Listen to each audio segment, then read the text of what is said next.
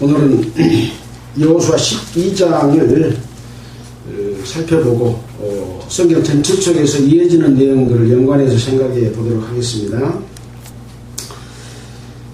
이스라엘 백성들이 출애굽한다고 하는 것은 우리가 세상 하나님을 알지 못했던 세상 가운데 살다가 예수 그리스도로 말미암아 구원받은 것과 같은 거다라고 하지 않습니까? 그래서 광야 40년을 교회 생활이다라고 이렇게 비유하기도 합니다. 출애굽한 이스라엘 백성들은 홍해를 건넜고 홍해를 건너서 시내산에서 하나님께서 율법과 각종 계명, 율례들을 주셨습니다. 이 율법을 주신 것은 하나님과 관계없는 세상 사람들에게 준 것이 아니고 자기 백성이 어떻게 하면 하나님과 함께 할 수 있는가 하는 것을 알려주시는 길로 주셨습니다. 그래서 율법의 10계명과 각종 그 계명들이 613가지라고 하잖아요. 이러한 모든 계명들을 어떻게 지키면서 살아가야 될 것인지, 또 지키지 않고 하나님의 뜻을 떠났을 때 어떠한 심판이 있고 벌을 받는지, 이런 것들을 통해서 이스라엘 백성들을 통해서 우리 교회에 성도들에게 주는 교훈이라 그렇게 생각할 수가 있습니다. 어떤 교단에서는 이것은 구약이고 지금 신약과는 아무런 관계가 없다, 성도들하고 관계가 없다고 하기 때문에 이건 그냥 율법으로 치우쳐버리고 예수 그리스도를 통해 구원받는 성도들하고는 관계가 없다라고 이야기하는 분들이 있는데요. 이것은 성경 전체를 잘 이해하지 못한 그런 상황이라고 생각이 됩니다. 자, 이제 이 시내산에서 주는 율법은 하나님의 법이고 이 법을 지킴으로 말미암아 하나님과 함께할 수 있는 것을 의미합니다. 그래서 내가 너희를 애굽에서 이끌어낸 것은 너희와 함께하려 합니다 라고 하셨죠. 함께할 수 없는 건 뭡니까? 애굽의 삶을 살면 함께할 수가 없죠. 그것은 하나님을 떠나서 우상을 섬기고 자기 욕심을 따라서 살아가면서 남들에게 피해를 끼치는 하나님의 질서에 위반되는 그런 삶을 사는 것을 의미를 하죠. 근데 사람들은 누구나가 다 하나님의 뜻을 알고 하나님의 자녀가 됐으면서도 잘못된 삶을 살게 됩니다. 우리가 구원받으면 그냥 예수님처럼 변해버리는 것이 아니라 육신이 가지고 있기 때문에 늘 죄를 지을 수도 있고 잘못된 생각을 하고 살 수도 있는 것이죠. 그래서 거기서 다시 하나님과 관계를 회복하는 방법이 제사법입니다. 그래서 레위기에서는 번제와 소제와 화목제와 속죄제와 석건제, 이런 제사법을 주시고 죄를 지었을 때 어떻게 돌이켜서 다시 하나님과 화목하고 또 화목하고 서원하며 늘 함께하기를 바라는, 감사하는 그런 삶을 살 수 있도록 하는 것이죠. 마찬가지입니다. 우리가 예수 그리스도로 말미암아 구원을 받았지만 하나님의 뜻대로 처음부터 끝까지 살면 좋지만 그렇게 살지 못하는 경우들이 있기 때문에 이 제사법을 교훈 삼아서 예수 그리스도 안에서 다시 화목하는 삶으로 말미암아 하나님께서 원하시는 것은 완전한 거룩 가운데 있기를 원하시는 것이 하나님의 뜻입니다. 그래서 그렇게 살아가는 방법들을 우리는 이스라엘을 통해서 배우고 있는 것이죠. 자, 이제 이스라엘 백성들은 광야 40년 동안에 이 율법을 지키면서 살아야 되는데 늘 하나님의 능력과 그 크신 사랑, 은혜를 잊어버리고 눈에 보이는 것을 섬기고 공경하고 또 자기 욕심을 따라 삶으로 말미암아 많은 죄들을 지었고, 그런 일이 있을 때마다 하나님께서는 이스라엘 백성들에게 벌을 내리고 또 이스라엘 백성에서 끊쳐내고 죽이고 이런 했던 역사들이 쭉 민수기서, 신명기서 이런 내용들을 통해서 우리는 이미 배웠고 확인을 했습니다. 이스라엘 백성이 되면 다 가나안 땅에를 들여보내는 것이 아니라 광야 40년을 통해서 가나안 땅에 들어갈 수 있는 자들이 누구인가라는 것을 알려주었고, 실은 이제 가나안 땅도 천국이라고 하기보다는 가나안 땅에 들어갈 수 있는 자를 선별해 가시는 광야 생활 가운데서 삶을 알려주기 위한 것이고, 하나의 그림자라고 할 수 있는 거죠. 이스라엘 백성들은 가나안 땅에 여호수아의 인도함으로 들어갔습니다. 그러나 들어간 이후에 말라기까지 구약 성경을 쭉 살펴봤을 때 이스라엘 백성들은 가나안의 삶이 천국의 삶이 아니었어요. 그래서 신명기에서 보면 하나님께서 주신 율례와 계명들을 가나안 땅에 들어가서 그것을 지켜라 라고 신명기 전체에 여호수아 모세를 통해서 모세가 그 이스라엘 백성에 다시 한번 반복해서 설명해주는 내용이었거든요. 자, 이제 모세는 광야 38년간의 그 인도하심을 마치고 가나안 땅에 들어가지 못하고 죽은 이유에 대해서는 잘 아시죠? 하나님께 드려야 될 영광을 모세와 아론이 우리의 능력으로 마치 바위를 쳐서 물이 나온 것처럼 이렇게 말함으로 말미암아 하나님께서 아론도 죽이고 모세도 죽이는 그것으로 말미암아 가나안 땅에 들어가지 못했던 이것은 하나님을 믿는 하나님의 말씀대로 살았던 사람이라고 할지라도 그 영광을 하나님께 돌리지 않았을 때에 얼마나 큰 잘못이 되는가라고 하는 것을 알려주는 것이죠. 그렇지만 이 사건 이후에도 모세는 하나님의 말씀을 따라서 끝까지 살다가 결국은 가나안 땅에는 들어가지 못했기 때문에 모세가 그렇게 해서 지옥 갔다 그런 것은 아니고 하나의 큰 교훈으로서 주신 것이다 이렇게 생각할 수 있습니다. 어서 오십시오. 할렐루야. 예, 어서 오십시오. 예. 그래서 이제 여호수아는 왜 가나안 땅에 들어갈 수 있었는가 하는 것은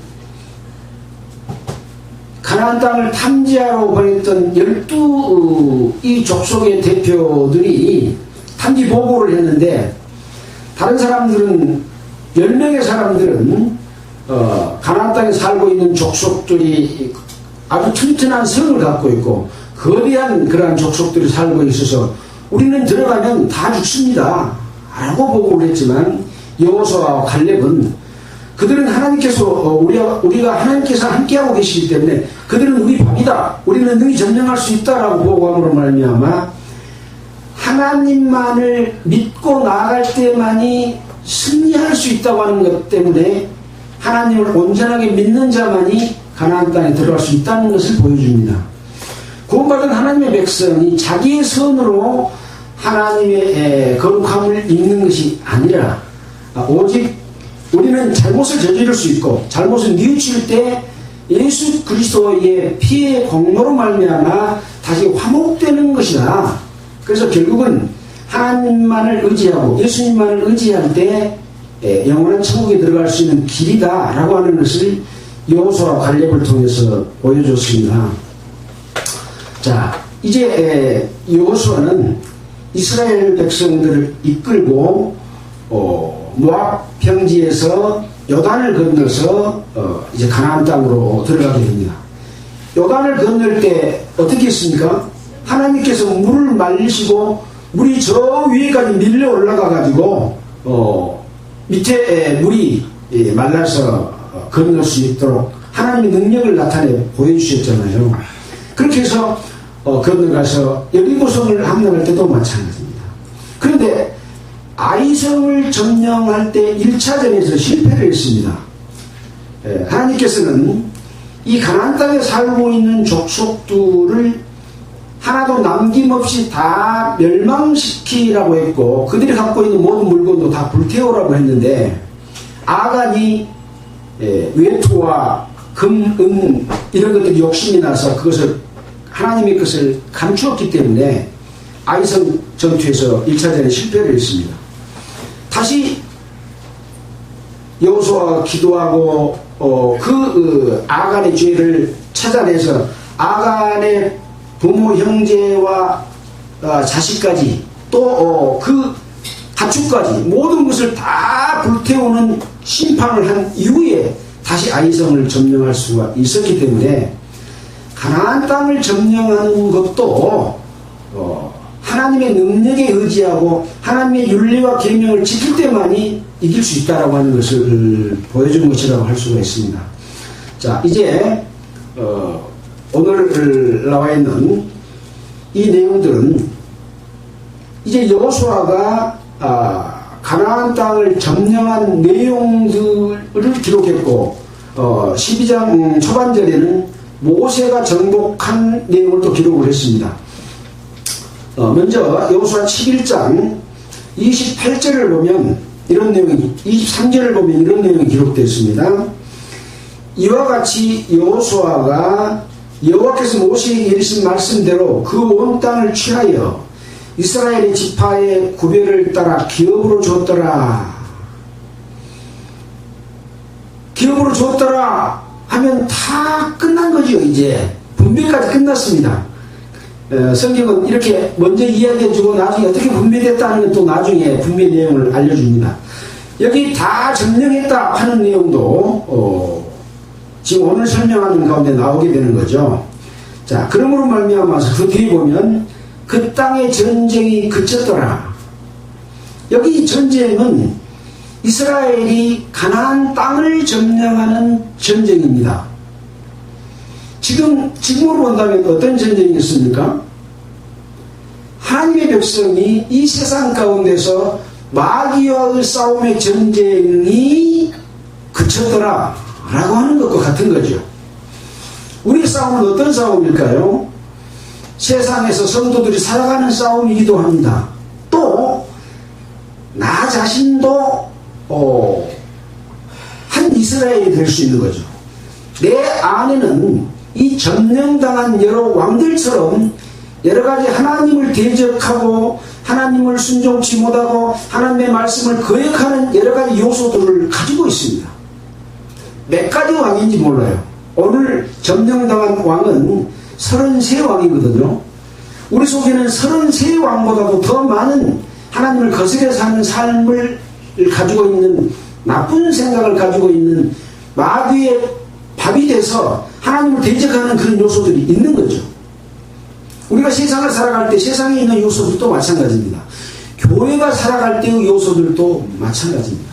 교회 안에 거짓 사도들이 침투해가지고 하나님의 뜻을 자기들이 마귀를 공격하는 것으로 바꿔가지고 외형은 예수 그리스도의 이름을 걸었는데 내용을 보니까 사탄의 소굴이 되어버린 이런 역사들을 우리는 기독교 역사 속에서 너무나 많이 보고 있습니다. 예수님 오신 이후로 교회가 시작이 됐잖아요. 계시록에 보면 7교회가 나오는데 하나도 정상적으로 끝까지 가는 교회는 하나도 없습니다. 지금 그때 있던 7교회가 지금 있는 교회가 있습니까? 없습니다. 하나님께서는 외형적인 교회를 유지하기를 원치 않으십니다. 그럼 어떤 교회를 원하나? 단 하나의 교회만 원하십니다. 주님을 머리로 한 몸된 교회고 그 교회는 조금도 죄가 없는 하나님을 대적함이 없는 온전하고 거룩한 교회를 만드시고 가는 과정이 있습니다. 그래서 이 교회를 하나님의 신부라고 합니다. 주님을 머리로 한 몸된 교회가 하나님의 신부가 돼서 거룩한 새 성세 예루살렘에서 영원히 함께 살 수 있는 몸을 지금 만들어가고 계시는 역사 속에 있는 거죠. 근데 세상 속에 있는 기독교의 모든 종교 종파들의 형태는 이 하나님의 뜻을 온전히 따르지 못하고 자기가 영광받고 자기가 대접받고 자기 욕심과 이렇게 살아감으로 범죄함으로 살아감으로 말미암아 자기들이 하나님을 공경한다고 하는데 알고 보니까 보이는 어떤 것을 섬김으로 말미암아 우상을 섬기게 되는 이런 잘못된 기독교 형태가 너무나 많이 퍼져 있는 거죠. 저희들이 성지 순례를 갔을 때 이스라엘의 곳곳 또 로마 이런 여러 곳을 들려봤는데 성지라고 하는 모든 곳에는 수많은 돈을 들여서 멋진 교회당을 세워놨습니다. 좋은 벽화를 그리고 모양을 만들어서 장식을 하고. 하나님께서는 이런 거 좋아하세요? 하나님은 이것이 바로 우상이다라고 말하고 있는데 사람들은 눈에 보이는 것, 자기들이 눈에 보이는 게 좋으니까 하나님도 좋아하는 줄 알고 그런 것을 섬겨요. 이스라엘 백성들이 맨 처음에 죄를 지은 것이 모세가 시내산에 올라갔을 때 우리를 인도한 모세가 눈에 보이지 않는다 해가지고 금송아지를 만들어서 그것을 섬기고 이것이 우리를 인도한 신이다라고 했잖아요. 사람들은 눈에 보이는 걸 좋아합니다. 외형과 형식과 모양과 이런 모든 것들, 눈에 보이는 것들이 좋으면 하나님이 좋아하시질 않는데 하나님이 이걸 싹 파하십니다. 그리고 보이지 않는 하나님을 공경하는 진실된 마음과 삶, 그것을 원하시고 어떤 거 내는 거 좋아하는 거 아닙니다. 네 몸 전체를 하나님께 제사로 드리는 제물로 드리라. 그래서 조금도 부정함이 없는 거룩한 주님의 자녀가 되기를 원하는 것이 하나님의 뜻이거든요. 자, 이제 이 전쟁이 그쳤더라라는 말 때문에 누구하고 싸움이었냐 하는 것들을 살펴보면서 그런 말씀을 좀 드렸습니다. 12장 1절부터 보면서 살펴보도록 하겠습니다. 이스라엘 자손이 요단 저편 해 돋는 편 곧 아르논 골짜기에서 헤르몬산까지의 동방 온 아라바를 점령하고 그 땅에서 쳐 죽인 왕들은 이러하니라. 지금 여기는 모세가 정복한 왕들에 관한 이야기입니다. 정복한 나라에 대한 이야기입니다. 그러면 요단강 쪽으로 봐서는 어느 쪽이 있습니까? 요단강 동쪽에 있는 곳이고 요단강을 건너면 이제 가나안 땅 요단강을 건너는 여리고부터 시작되잖아요. 그래서 그 동쪽 지역을 점령한 내용을 설명하고 있습니다. 그 왕들은 누구냐? 헤스본에 거하던 아모리 사람의 왕 시온이라. 우리는 이미 시온을 점령할 때 내용을 살펴봤잖아요. 그 다스리던 땅은 어디다 라고 말하면서 아르논 골짜기 가에 있는 아로엘에서부터 골짜기 가운데 성읍과 길앗 절반 곧 암몬 자손의 지경 야포카까지며 또 동방 아라바 긴느롯 바다까지며 또 동방 아라바의 바다 곧 여메의 베데시못으로 통과한 길까지와 남편으로 비스가 살루까지며 이것이 이제 헤스본에 거하던 아모리 왕이 시온 왕이 살고 있는 그 다스리는 통치 지역이었던 거죠. 이것을 점령했다. 그런 내용이 나왔습니다. 또 한 곳은 어디입니까? 르바 남은 족속으로서 아스다롯과 에드레이에 거하던 바산 왕 오기라. 이 두 왕들은 모세가 점령해서 이겼던 그런 왕이잖아요. 그 지역은 어디까지 해당된다라고 지금 기록을 하고 있습니다. 자, 6절에 보면 여호와의 종 모세와 이스라엘 자손이 그들을 치고 여호와의 종 모세가 그 땅을 루벤 사람과 갓 사람과 므낫세 반지파에게 기업으로 주었더라. 이 내용은 민수기 32장 29절 33절에 요단 동편의 땅을 기업으로 분배해 준 내용이 기록되어 있잖아요. 그 땅을 점령했는데 거기에 가서 보니까 목축하기가 좋고 좋으니까 우리는 요단강 건너지 않고 여기서 살 테니까 이곳을 우리 기업으로 분배해 주십시오. 이렇게 요구를 해가지고 모세가 조건부 약속을 하지요. 너희 같은 이스라엘 다른 지파들은 요단강을 건너가서 가나안을 점령하기 위해서 싸우러 가는데 너희가 이 땅을 차지하고 여기 눌러 있으면 안 되니까 너희들이 앞장서서 군대가 가서 그 땅을 다 점령하고 나머지 지파들이 거기에 안주하게 되면 그때 와서 이 땅을 너희가 차지해라. 그랬던 곳이 바로 요단 동편 지역입니다. 자, 7절부터 이제 24절까지는 여호수아가 정복한 지역과 왕들에 관한 내용이 기록이 되어 있습니다. 7절 보겠습니다. 여호수아와 이스라엘 자손이 요단 이편 곧 서편 레바논 골짜기의 바알갓에서부터 레일로 올라가는 곳 한락산까지에서 쳐서 멸한 왕들은 이러하니 그 땅은 여호수아가 이스라엘의 구별을 따라 그 지파에게 기업으로 주신 곧 산지와 평지와 아라바와 경사지와 광야와 남방 곧 햇사람과 아모리 사람과 가나안 사람과 브리스 사람과 히스 사람과 여부스 사람의 땅이라.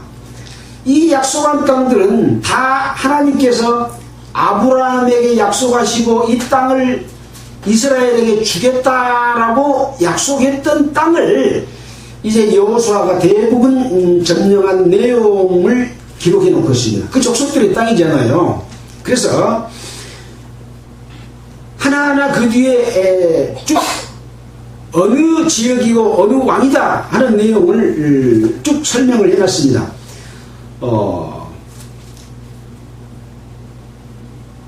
읽어볼까요? 하나는 여리고 왕이요, 하나는 베델 곁에 아이 왕이요, 하나는 예루살렘 왕이요, 하나는 헤브론 왕이요, 야르뭇 왕이요, 라기스 왕이요, 에글론 왕이요, 게셀 왕이요, 드빌 왕이요, 게델 왕이요, 호르마 왕이요, 아랍 왕이요, 림나 왕이요, 아둘람 왕이요, 마케다 왕이요, 베델 왕이요, 답부아 왕이요, 헤벨 왕이요, 아벳 왕이요, 라사론 왕이요, 마돈 왕이요, 하솔 왕이요, 시므롯 무론 왕이요, 악사 왕이요, 다낙 왕이요, 무기또 왕이요, 게데스 왕이요, 갈멜의 영무암 왕이요, 돌 왕이요, 고임 왕이요, 디르사 왕이라 도합 몇 왕이었다고요? 31왕이었더라 라고. 아니죠, 31왕이죠 31왕이었더라 이렇게 기록하고 있습니다. 이 31명의 왕을 쳐서 멸하고 그 땅을 이스라엘 백성들이 차지했다라고 하는 것을 기록을 해놨습니다. 뭐 오늘 내용은 이렇게 간단해서 뭐 더 살펴볼 게 없을 것 같죠. 자, 근데 왜 이렇게 다 왕들의 이름을 싹 기록해 놨을까요? 이 성경책이 소설책이라면 굳이 30왕 이름 다 쓸 필요가 있었을까요? 이것은 이스라엘의 역사입니다. 이런 일이 있었다는 것을 사실로 알려주기 위해서 이 왕들의 그 이름들을 싹 기록을 해놓고 있는 거죠. 자, 그러면 이 왕들은 누구입니까? 지금 어디서 살고 있는 왕들이에요? 가나안 땅에 살고 있어요. 가나안 땅은 거룩한 곳입니다. 이 가나안 땅은 하나님이 거하실 곳입니다. 하나님의 처소가 될 곳입니다. 그곳에 누가 살고 있어요? 이 왕들이 살고 있는 거죠. 자, 여기서 우리는 하나님이 그 생각과 뜻이 어떤 것인가 하는 것을 살펴볼 필요가 있는 거죠. 그래서 성경 우리가 이미 배운 속에 이 내용은 다 기록이 되어 있습니다. 자,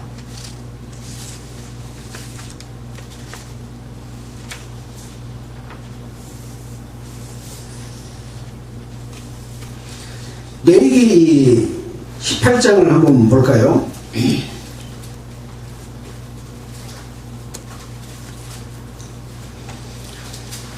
레위기 18장은 지금 이스라엘 백성들에게 각종 윤리와 계명을 주면서 점령한 지역에 관한 그런 데에서 어떻게 해야 될 것이라 하는 내용을 해놓고 설명해 놓고 있습니다. 173페이지입니다. 제목을 뭐라고 붙였냐면 가증한 풍속을 쫓지 말라라고 해놓고 있습니다. 여호와께서 모세에게 일러 가라사대 너는 이스라엘 자손에게 고하여 이르라 나는 여호와 너희 하나님이라 너희는 그하던 애굽 땅의 풍속을 쫓지 말며 지금 애굽 땅에서는 나와서 지금 시내산에서 이 율법을 주고 있잖아요. 근데 이 율법을 주면서 하시는 말씀이 너희는 그하던 옛날에 그하던 애굽 땅의 풍속을 쫓지 말며 내가 너희를 인도할 가나안 땅의 풍속과 규례도 행하지 말고 그들의 풍속을 쫓지 말라는 거죠. 그들의 풍속은 어떤 풍속이었습니까? 하나님 아닌 다른 신들을 섬기는 것이었습니다. 그리고 하나님을 공경하는 것이 아니라 왕을 공경하고 왕의 종이 되어 있는 세상의 종이 되어 있는 세상 풍속의 종이 되어 있는 그런 것에 따르지 마라 그런 얘기죠. 다른 데 보면 몰렉을 섬기지 마라 그런 내용이 나와 있죠. 이 몰렉은 어떤 신이었습니까? 큰 우상을 만들어 놓고 입을 크게 만들어서 밑에다가 불을 떼고 그 입속에다가 사람을 넣어서 사람을 제물로 바쳐서 태워가지고 그 신에게 바치는 그런 사람의 생명을 바쳐서 제사를 지내는 이런 제사를 지내는 그런 풍속들 이런 것들을 쫓지 말고 그 규례도 행치 마라. 그리고 어떻게 해라? 너희는 나의 법도를 쫓으며 나의 규례를 지켜 그대로 행하라. 나는 너희 하나님 여호와니라. 너희는 나의 규례와 법도를 지키라. 사람이 이를 행하면 그로 인하여 살리라. 나는 여호와니라. 가나안 풍속 쫓지 말고 애굽 풍속 쫓지 말고 그거는 우리가 하나님의 백성 예수 그리스도로 피로 말미암아 죄사함을 얻고 구원받기 이전에 살았던 우리의 삶은 어떤 삶이었습니까? 하나님하고 관계없이 세상 가운데서 우리의 희망과 욕심과 요구를 따라서 조상신도 섬기고 다른 신도 섬기고 이렇게 살았던 삶을 이야기합니다. 그런 것을 쫓지 말라. 그 풍속 쫓지 말라. 다 버려라. 그런 이야기인 거죠. 그리고 뭘 쫓아야 돼요? 나의 법도를 쫓으며 나의 규례를 지켜 그대로 행하라. 라고 하는 거죠. 십계명의 내용은 요약하면 뭐라고 했습니까? 1계명부터 4계명까지는 하나님을 공경하고 섬기고 안식일을 지키라. 그런 내용입니다. 5계명은 뭡니까? 부모를 공경하랍니다. 이 5계명 속에 왜 하나님이 사람에게 나를 공경해라 라고 하는 뜻이 거기가 들어있습니다. 부모가 너를 낳아줬는데 부모를 공경하지 않는 것은 죄다. 그런 얘기입니다. 하나님이 우주 만물을 창조했고 인간을 창조했는데 하나님 없다 하고 하나님을 공경하지 않고 무시하고 망령되이 행하고 하나님이 주신 안식을 거부하는 것은 죄다. 그런 얘기인 거죠. 하나님께서는 사람에게 뭐 바치는 거 그거 받는 거 좋아하고 그러신 분이 아닙니다. 하나님이 원래 계획하셨던 하나님과의 사랑의 관계로서 회복하는 것을 원하지 하나님이 돈이 없어서 돈 받겠어요? 뭐 묻고 싶어서 제사 지내서 나한테 바쳐라 하겠어요? 아닙니다. 인간 자신이 자신을 알고 하나님과 관계를 회복하기 위한 십계명인 거죠. 그러면 6번째부터 10가지 계명은 뭡니까? 네가 세상 살 때 네 욕심을 위해서 딴 사람한테 피해 끼치지 말라는 겁니다. 이것이 십계명 전체입니다. 그럼 나머지 계명들은 뭐냐? 세부적으로 이런 것은 하지 마라, 이런 것은 해라, 그런 내용인 거죠. 그러니까 지킬 수 없는 것을 주신 것은 아닙니다. 지킬 수 있는데 사람이 약해서, 사람은 육신을 갖고 있어서 늘 죄를 지니까 이것이 죄다 하고 알려주기 위해서 각종 율례와 계명을 줬습니다. 계명만 주고 그걸 지키라고 하고 안 지키면 나와 관계없이 다 멸망당한다. 그러면 이 지구상에 살 수 있는 사람은 한 사람도 없습니다. 천국 갈 사람도 한 사람도 없습니다. 그래서 주신 것이 제사법입니다. 제사를 지내서 하나님과 다시 화목하게 하는 길을 열어주신 겁니다. 하나님은 죄 있는 사람의 제사는 안 받습니다. 그래서 속죄제와 속건제를 통해서 염소나 송아지를 잡아서 죄값을 치르면 염소나 송아지가 대신 죽었기 때문에 네가 죽은 거다. 그래서 다시 산자와 하나님 관계를 갖고 함께 하겠다고 하는 거죠. 자, 이스라엘 백성들이 이 율법에 따라서 지낸 제사는 전에 지은 죄만 죄를 사해주는 제사였습니다. 죄를 지면 또 제사를 지내고, 죄를 지면 또 제사 지내고, 계속 제사를 지내야 했습니다. 그래서 불완전한 제사법이었습니다. 근데 예수님께서는 염소와 송아지의 피로 아니하고 이 땅에 속하지 않은, 이 창조에 속하지 않은 영원한 하늘의 성소에서 자기 몸을 직접 드림으로 말미암아 자기 피로 영원한 속죄를 이루사 단번에 성소에 들어가셨느니라 라고 하는 제사를 드렸습니다. 이 제사는, 이 이스라엘 백성들이 드리는 제사는 전에 지은 죄만 용서를 했는데 이 제사는 영원한 속죄입니다. 이 영원한 속죄, 그러니까 미래에 지을 죄도 용서했다고 이야기하는 교파들도 있습니다. 미래의 지을 죄를 용서한 게 아니라 제사의 효과가 영원하다 그 말입니다.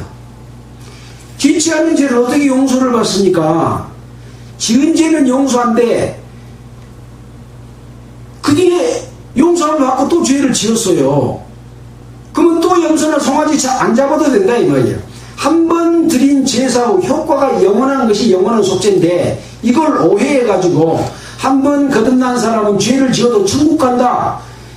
앞으로 지을 죄도 용서해야 해서 그렇다. 이거 이단입니다. 잘못된 교리입니다. 이것이 구원파의 잘못된 교리라고 몇 번 이야기하는데 그걸 못 알아먹습니다. 하나님의 용서는 영원한 용서를 해주시기를 원하고 늘 번거로운 제사를 지내기를 원치 아니하시고 예수님이 친히 자기를 들여서 제사를 지내놓고 하나님의 우편에서 제사장 역할을 지금 하고 계십니다.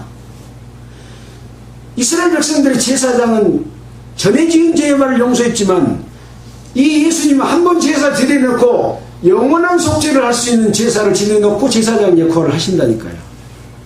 이것이 바로 하나님이 우리에게 주신 완전한 의를 이룰 수 있는 제사다라고 하는 것이죠. 자, 그래서 이 규례와 법도를 지키라. 사람이 이를 행하면 그로 인하여 살리라 라고 했습니다. 근데 이런 법도와 율례를 지키려고 하지 않는 사람이 제사를 지낼 수 있습니까? 안 지내지요.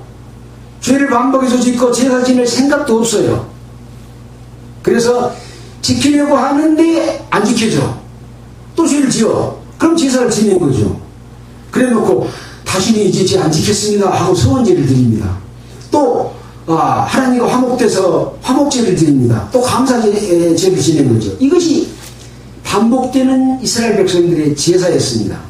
자, 이런 제사를 드려서 가나안 족속의 풍속을 쫓지 말고 애굽의 풍속을 쫓지 말라는 것이었습니다.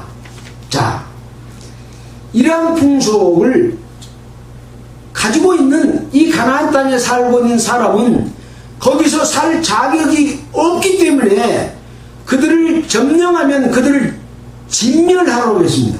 하나도 남기지 말고 싹 불태워서 없애고 그쪽에 지어졌던 우상을 섬기는 단들을 회파하라. 하나도 남김없이 싹 없애버려라 그런 얘기죠. 자, 바로 그러한 일들을 하기 위해서 이 여호수아가 이 왕들을 점령한 것을 하나하나 기록을 해놨고, 아간이 그것을 욕심냈을 때 어떤 벌을 받았는가 하는 것들을 보여줍니다. 우리가 가나안 땅에 들어가서 보니까 그 백성들이 살고 있는 것, 옛날 우리가 애굽에서 살던 것하고 비슷해. 똑같아. 내가 좋아하는 거 많이 있어.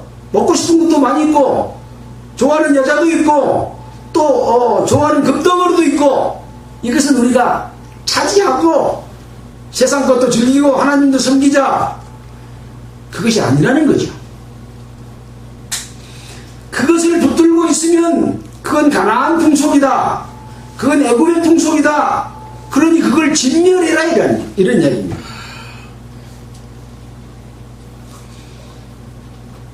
이것을 지키지 않는 역사가 말라기까지 이어지고 있다니까요.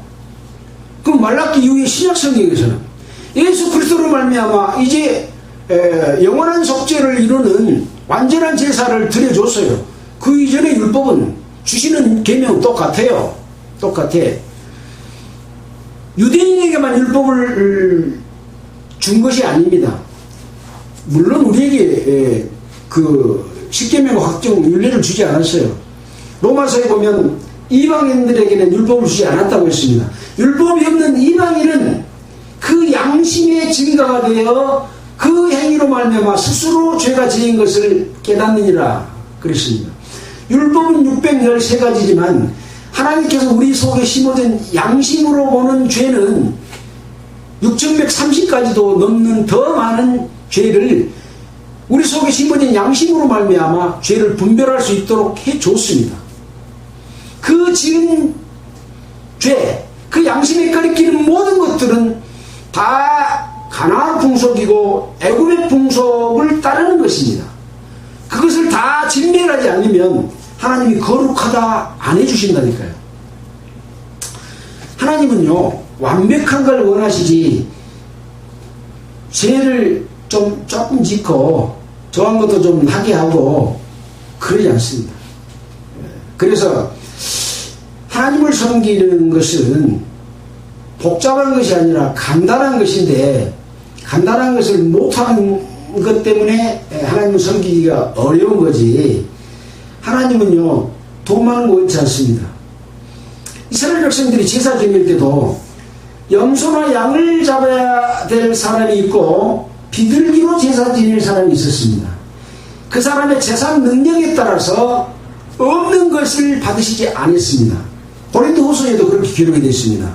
하나님께서는 없는 것을 받으시지 않는다. 근데 교파에서는 어째요? 예배당 질라니까 빚내서 지라, 네 돈이 없으면 어깨 보증해라, 평생 갚아라. 하나님은 인간에게 채무를 짊어지게 하시는 분이 아니라 수고하고 무거운 짐자들아 다 내게 오라, 내가 너희를 쉬게 하리라 해주신 분이기 때문에 우리 마음을 열고 하나님의 뜻을 알면 안식을 얻을 수가 있도록 해주셨습니다. 하나님께서 일주일 여섯 동안에 우주 만물을 창조하시고 일곱째 날 안식하시고 이 안식을 범한 자는 죄다, 죽이겠다 했습니다. 뭡니까? 하나님이 다 해주시고 하나님과 함께 이 사람은 쉬면 돼요. 쉬면 돼. 뭘 하라는 게 아니거든요. 그 사람들은 해야 받는 걸로 생각을 하고 하라고 해요. 그렇게 하면 또 돈이 들어와. 자기들이 부해져. 그래서 영광은 다 자기들이 받잖아요. 이 대표적인 사례가 예수님이 오셨을 때 유대인과 바리새인, 서기관, 장로들 제사장이 됐습니다. 그들을 향해서 너희들이 하는 행동을 보니까 너희 아비 마귀에서 났다 라고 예수님은 정확하게 알려주셨잖아요. 지금 마귀의 일을 대리하고 있는 자들이 누구겠습니다? 누구겠습니까? 각 종교, 종파, 하나님의 뜻을 벗어나서 외형과 형식과 모양으로 예배드리는 이 모든 기독교의 종교 형태는 바로 예수님 당시에 대제사장과 서기관과 바리새인과 장로들과 거의 똑같다고 해도 이것은 틀리지 않는 말이고 더 심합니다. 사람들은 겉으로는 좀 지켰어요. 지금은 아예 돈 모아놓고 자기 후손까지 돈을 물려주려고 하면서 얼마나 사회적 지탄을 받습니까? 하나님의 뜻대로 살면 사회적 지탄을 받을 일이 기독교가 없습니다. 저 사람들 때문에 나는 하나님을 안 믿겠다. 그러면 결국은 하나님을 욕보이는 거예요. 이것이 바로 이 잘못된 그 내용들을 예수님 이후의 모습은 예수님께서 설명해 주셨지만 이 성경에 기록된 출애굽기, 레위기, 민수기, 신명기, 여호수아를 통해서 낱낱이 그것이 무엇인가를 아주 그냥 초등학생도 다 알게 써놨어요. 근데 이것을 그건 저 유대인들 거예요, 이스라엘 거예요, 우리 거 아니에요 그래버리면 깝깝하죠. 그때 하나님이 지금 하나님하고 다른 하나님입니까? 똑같은 하나님입니다. 이건 다 거울입니다. 예표입니다.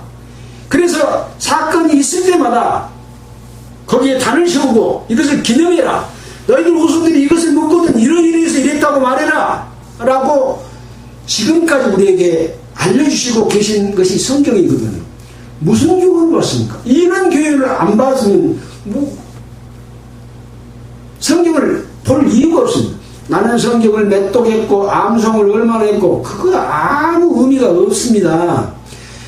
한 장을 읽더라도 한 권을 읽더라도 하나님의 뜻과 역사와 내가 어떻게 믿음으로써 올바른 믿음을 갖고 하나님을 공경하고 하나님과 함께 할 것인가 이걸 배워야만이 성경을 읽는 의미가 커가 있는 것인데 그렇게 하라고 가르쳐준 목사들이 거의 없습니다. 성경 공부 많이 하면 제일 싫어합니다. 왜? 자기하고 대적하니까. 성경을 알고 이야기하면 자기가 가르친 부분하고 다른 부분이 나오니까 성경은 네 혼자 스스로 해독하지 마라 라고 하는 거죠. 그러나 성령께서는 하나님의 깊은 것도 통달해 주시도록 우리에게 허락을 하셨습니다.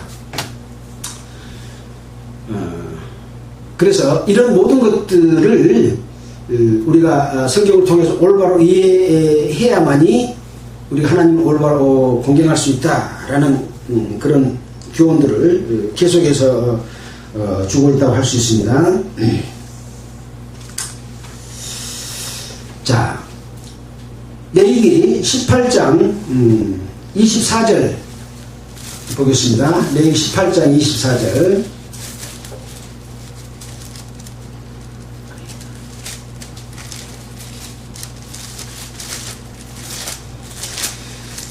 18장 24절입니다. 174페이지입니다. 너희는 이 모든 일로 스스로 더럽히지 말라. 내가 너희 앞에서 쫓아내는 족속들이 이 모든 일로 인하여 더러워졌고 그 땅도 더러워졌으므로 내가 그 악을 인하여 벌하고 그 땅도 스스로 그 거민을 토해내느니라. 지금 앞에 가증한 풍속을 쫓지 말라고 하면서 어떠한 것, 네 욕심을 위해서 하나님의 질서에 어긋난 죄 짓지 마라. 계모의 하체를 범치 마라. 또 내 자매 아비의 딸이나 어미의 딸이나 집에서 타치에 출생을 물러나고 하체를 범하지 말라. 또 형제의 아내를 가까이 하지 말라. 뭐 이런 내용들을 쭉 정해놓고 또 뒤에 너는 결단코 자녀를 몰래에게 주어 불로 통과하게 말아서 내 하나님의 이름을 욕되게 하지 말라. 나는 여호와니라. 짐승과 교합하지 말라. 이런 내용을 다 이야기하면서 이 모든 일로 인해서 스스로 더럽히지 말아라. 이스라엘 백성들은 내가 너희 앞에서 쫓아내는 족속들, 이 가나안 땅에 살고 있는 이 33 왕들은 바로 그런 것들로 인하여 더러워졌기 때문에 그 땅도 스스로 그 거민을 토해냈다. 그 땅은 거부하기 때문에 땅이 그들을 토해내버렸다. 그런 이야기입니다. 우리는 하나님의 백성이고 주님의 몸된 교회로서 주님의 지체가 되어 있습니다. 주님의 지체는 거룩하지 않는 것은 하나도 함께할 수 없어서 주님의 지체가 네가 이런 잘못된 것을 저지르면 네를 토하여 내겠다 라는 것과 같은 거라니까요. 이제 이 가나안 땅은 성소입니다. 가나안 땅에 있기 전에 광야에서는 성막이었습니다. 이 성막은 하나님이 거하실 처소를 상징적으로 알려주기 위한 것입니다. 가나안 땅에 들어가서는 성전을 짓습니다. 실은 가나안 땅 전체가 성전인 거죠. 이거 무엇을 이야기합니까? 지금은 뭡니까? 주님의 몸된 교회, 주님이 거하시는 곳이 곧 성전입니다. 너희가 하나님의 성전인 것과 하나님의 성령이 너희 안에 거하시는 것을 알지 못하느냐? 우리 몸이 주님이 거하실 처소입니다. 우리가 주기도문에 하늘에 계신 우리 아버지여 이름이 거룩히 여김을 받으시오며, 지금 하나님이 하늘에 계십니까? 우리 속이 거하십니다. 우리 속이 거하기 때문에 하나님이 영광을 받으려면 우리가 깨끗해야 됩니다. 우리가 거룩하지 않으면 하나님이 영광 못 받습니다. 하나님은 성도들을 통해서 영광 받으시기를 원합니다. 마찬가지입니다. 이스라엘 백성이 가나안 땅에 들어갔는데 그 가나안 땅에 살고 있는 자들이 이러한 죄들을 10계명 613가지에 어긋나는 죄들을 짓고 있기 때문에 땅이 그들을 토하야겠다라고 하는 것과 같은 거죠. 만약에 지금 이 세상에 눈에 보이는 각 교회의 교파가 주님의 몸된 교회라면 다 토해내버리고 빈 건물만 딱 남아있을 거예요. 그렇지 않겠습니까? 하나님은 그 외형적인 것 하나도 원치 않으십니다. 주님은 보이지 않는 몸 하나를 지금 거룩하게 만들어가고 계신다, 이런 이야기입니다.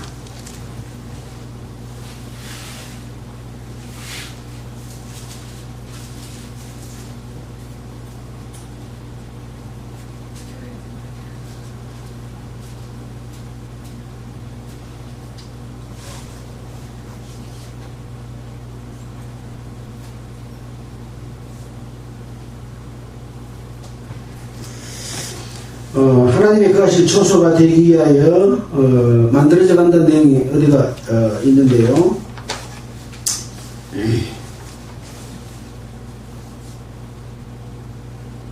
에베소서 2장 12절 한번 보겠습니다. 에베소서 2장 12절.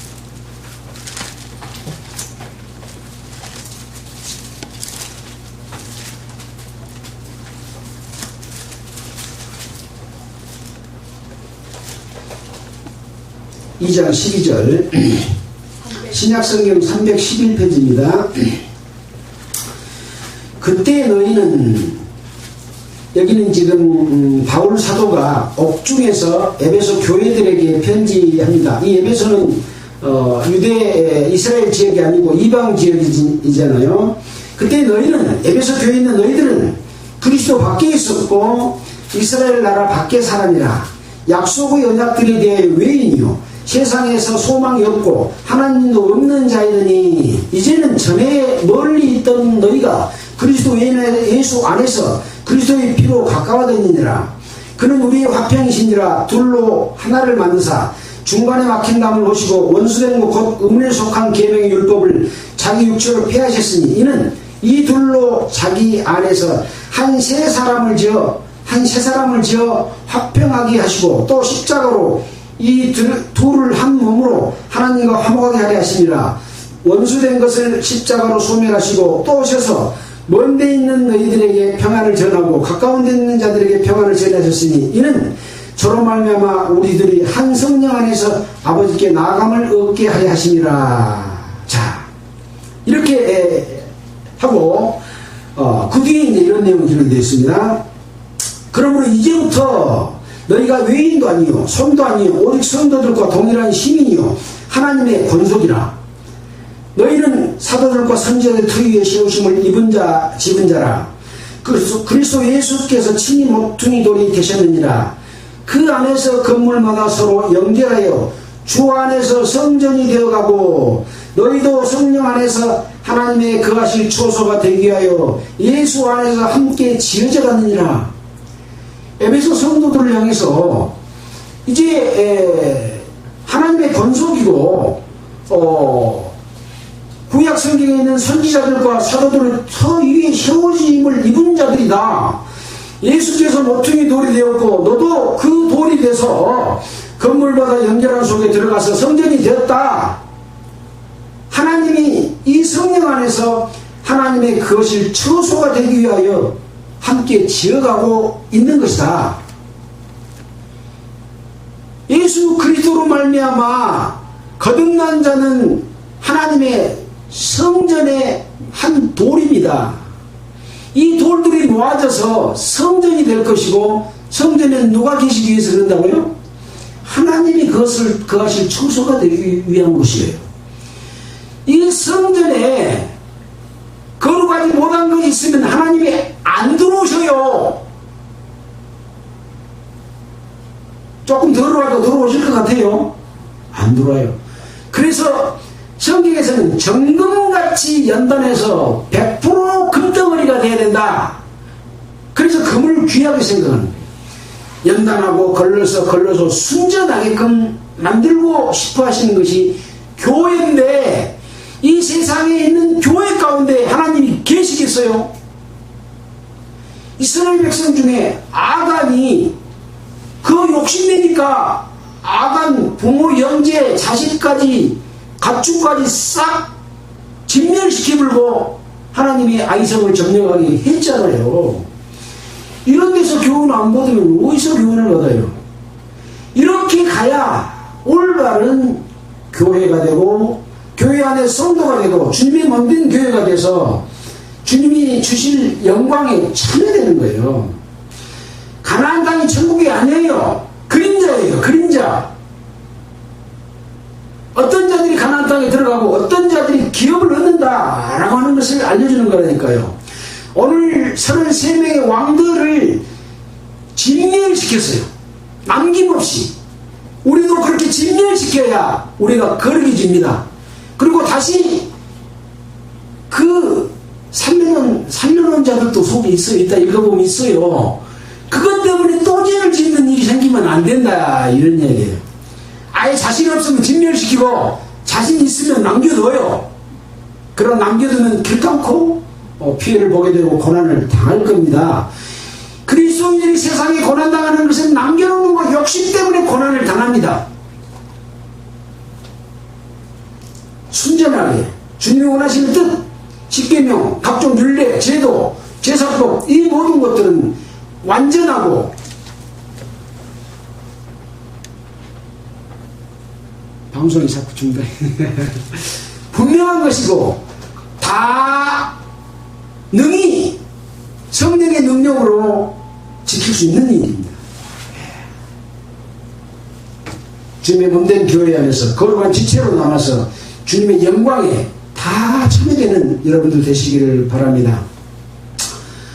이것은 예수 그리스도의 피로 죄사함을 받고 구원받아서 하나님의 자녀로 태어났는데서부터 출발합니다. 그냥 언젠가 교회를 다닌 것부터 출발한 게 아니에요. 구원받는 것을 소홀히 하면 안 됩니다. 구원받고 출발한 백성, 애굽 땅에서 송아지 잡아서 문설주에 바르고 거기서 구원받은 자, 홍해에서 세례받은 자, 그 사람들만이 시내산에서 십계명 받을 자격이 있는 자들이에요. 구원받지 않는 자는 하나님의 율례와 계명을 받을 자격도 없어요. 구원받지 않는 자의 양심이 병들어서 문둥이가 된 사람들이 많아요. 양심을 다시 일깨워서 하나님 앞에 올바른 양심으로 됐을 때 우리가 잘못되면 바로바로 알려주고 돌이켜서 하나님 앞에 나아갈 때 예수 그리스도께서 하나님의 우편에서 우리를 위해 친히 간구하시고 이미 드려놓은 제사로 우리를 온전케 거룩하게 해 주십니다. 하나님께서 다 해 주십니다. 지난 주일에 우리 자매님이 정복하지 못한 복도 있지 않느냐, 여기 있습니다. 정복하지 못한 거 걱정하지 마세요. 왜 그럽니까? 우리 속에 정복하지 못한 거 있어도 걱정하지 마세요. 하나님만 믿고 예수 그리스도만 믿으면 다 이기게 해주십니다. 13장 미리 보고 가죠. 6절 볼까요? 같이 읽어보고 마치도록 하겠습니다. 또 레바논에서부터 같이 읽겠습니다. 미스르 곧 마임까지의 산지 모든 검은 곧 모든 시돈 사람의 땅이라. 내가 그들을 이스라엘 조상 앞에서 쫓아내리니 너는 나의 명한대로 그 땅을 이스라엘에게 분배하여 기업이 되게 하되. 누가 쫓아낸다고요? 하나님께서요, 하나님만 의지하면 우리에게 점령당하지 못한 요소가 있다고 할지라도 하나님이 능히 쫓아내 주십니다. 하나님 안 믿으면 안 쫓아냅니다. 자기 능력으로 그거 해결하려고 하면 안 쫓아내 주십니다. 여호수아와 갈렙처럼 하나님의 능력에 의지해서 우리가 살아갈 때 능히 쫓아내 주시니까 걱정 안 하셔도 될 것 같습니다. 기도드리겠습니다. 하나님 아버지 감사합니다. 이스라엘 백성을 통해서 성도들이 살아야 될 길을 밝히 보여주시며 감사를 드립니다. 이 말씀이 옳고 그름을 직접 말씀을 통해서 모두가 깨닫고 하나님의 그 음성을 들으시기를 원합니다. 그래서 그것이 자기 속에 믿음의 기둥이 돼서 흔들리지 않고 주님의 뜻가운데 삶으로 말미암아 하나님이 함께 거하시고 하나님의 영광에 들어갈 수 있는 저희들 되도록 인도해 주시옵소서. 이 모든 말씀을 우리를 권해주신 예수님 이름으로 기도드렸습니다. 찬송가는 492장 하겠습니다.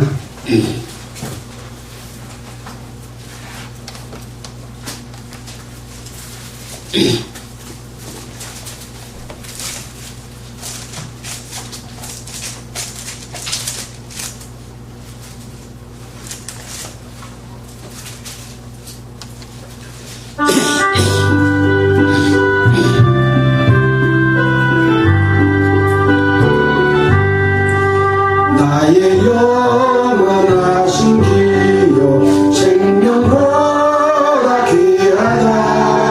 나의 갈 길 다가도록 나와 동행하소서.